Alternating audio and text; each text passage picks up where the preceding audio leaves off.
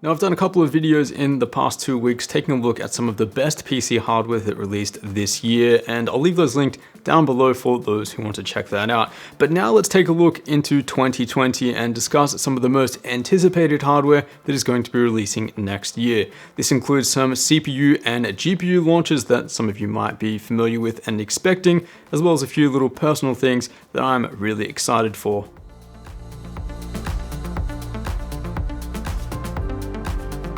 So as I said, this has been an absolutely massive year for PC hardware, especially from AMD with their seriously competitive Ryzen 3000 lineup, as well as 3rd gen Threadripper CPUs, which are just in another ball league entirely. However, despite this big 2019 push from AMD, Dr. Su, AMD's CEO, says that although 2019 was a big product year, 2020 will be an even larger product year for them, hinting at a larger number of product releases overall. 4th generation Ryzen CPUs are, quote, design complete at this point, and these will be using the new 7nm plus architecture from TSMC. This new node utilizes EUV or extreme ultraviolet, is said to offer a 20% increase in transistor density, a 10% performance uplift, and a 15% power efficiency increase. You're almost definitely not going to see a core and thread count improvement over what we saw with Ryzen 3000. That would be pretty insane, and AMD definitely do not need to do that, but a performance and power efficiency improvement over some already really strong performance from the Ryzen 3000 CPUs is something that I absolutely cannot wait to see. We know that in multi-threaded workloads, AMD's 3rd gen Ryzen CPUs absolutely stomp on what Intel have to offer at the same price, especially when we're talking about anything but a 9900K. But one area that Intel still has a leg to stand on is when it comes to gaming. This supposed performance uplift of the 7nm plus EUV silicon could be just what AMD needs to close that gap once and for all, because they're already very close. AMD are just an absolute runaway train at this point, and I'm super excited to see what they can bring with 4th generation Ryzen. I'm also really interested to see what Intel has to offer with their 10th generation desktop CPUs, because let's be honest, this year they didn't really have anything worth talking about in terms of desktop CPU launches. There are some pretty consistent and strong leaks to what we can expect here,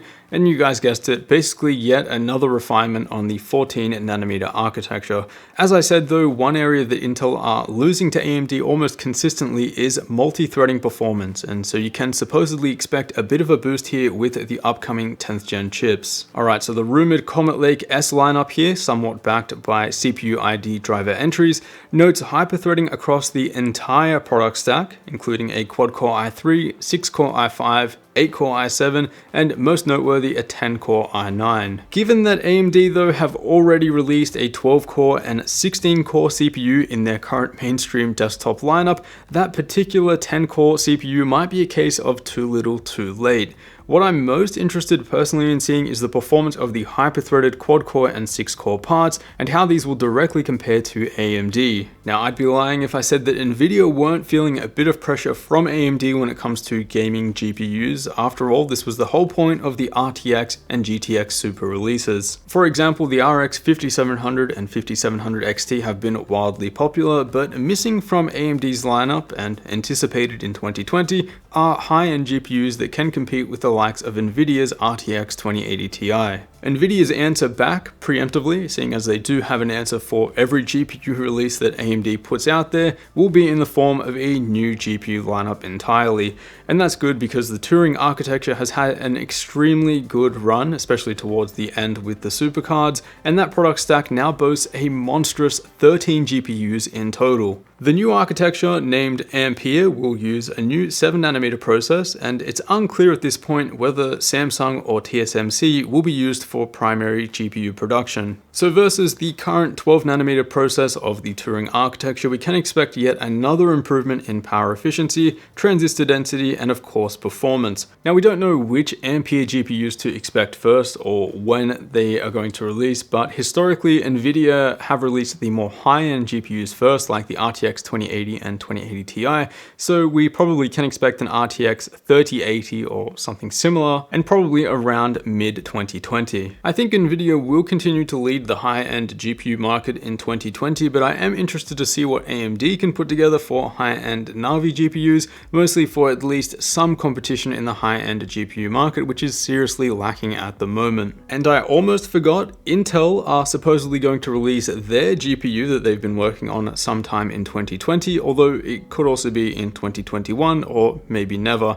Honestly, we just don't know enough about this GPU and what to expect and how competitive it's going to be against AMD or Nvidia when it comes to gaming. They're entering a market that is hard enough for a long-time competitor like AMD, so it's easy to assume that Intel won't be able to compete here at least as early as 2020. So I wouldn't hold your breath on upgrading to an Intel GPU next year, but I am very interested and curious to see what all of this hype amounts to. So those are the primary CPU and GPU launches that we know of that are launching in 2020, but here are a few extra things that I'm personally really excited for next year. The first is the Dune Pro mid-tower ATX case currently on Indiegogo, which has an almost identical exterior to Apple's new Mac Pro.